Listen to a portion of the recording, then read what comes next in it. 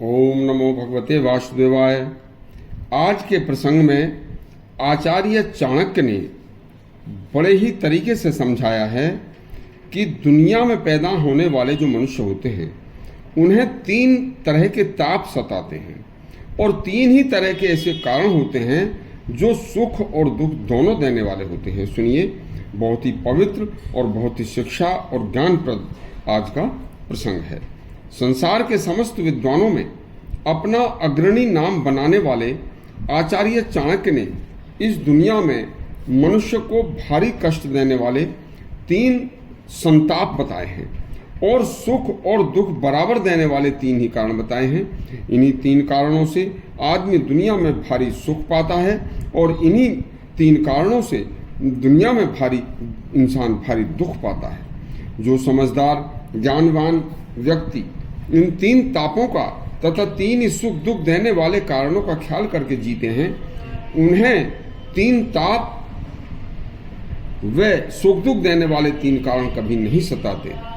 एक श्लोक के माध्यम से आचार्य चाणक्य कहते हैं, सुनिए, संसार ताप दग्धानाम त्रियो विश्रांति हेतवा अपत्यम चै कुलत्रम चै संताप संगतिरेव चै। इस श्लोक का अर्थ है, सारा संसार त्रिविध तापों से तृप्त है। यह मनुष्य के लिए तीन शांति के साधन भी है। पहला साधन सुनिए, जिस मनुष्य का धार्मिक विचारों वाला गुणवान और योग्य पुत्र हो, ऐसा सुपुत्र उस व्यक्ति के लिए संसार में भगवान का दिया हुआ एक उपहार होता है। उसे कभी किसी तरह का कोई संताप संसार में नहीं सताता। ऐसे व्यक्तियों के लोक और परलोक दोनों सुधर जाते हैं।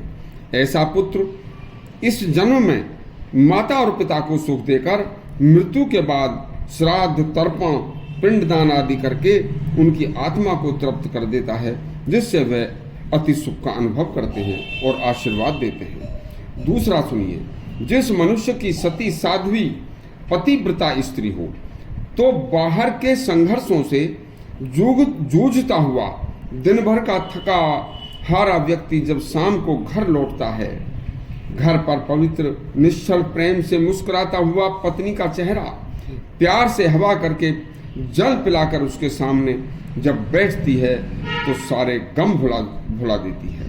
एक पल में दिन भर की थकान उतर जाती है।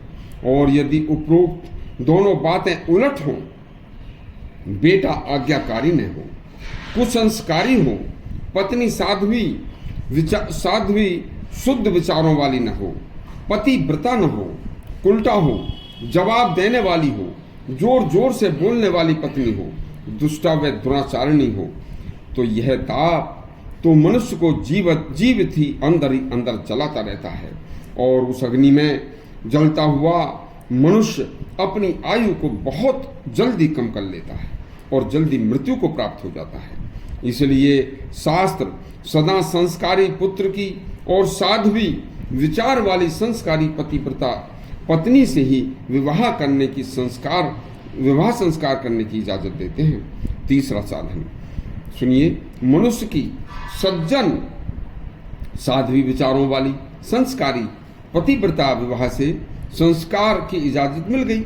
मनुष्य को आगे जो बुद्धिमान होते हैं,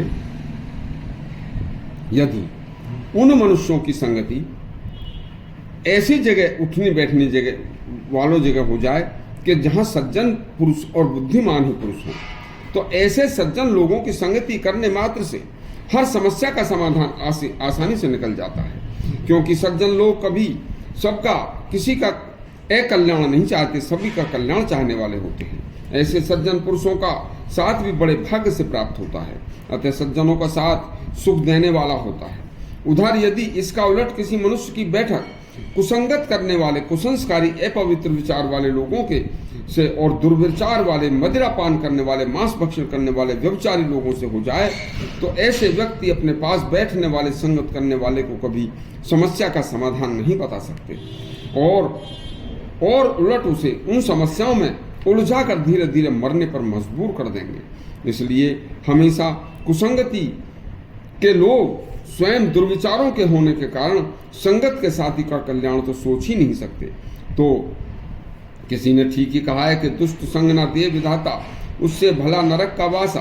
कल आपको हम बताएंगे कि केवल एक ही बार कार्य करने के कौन कौन से काम होते हैं और कौन से कार्य ऐसे हैं जो केवल अकेले में किए जाते हैं।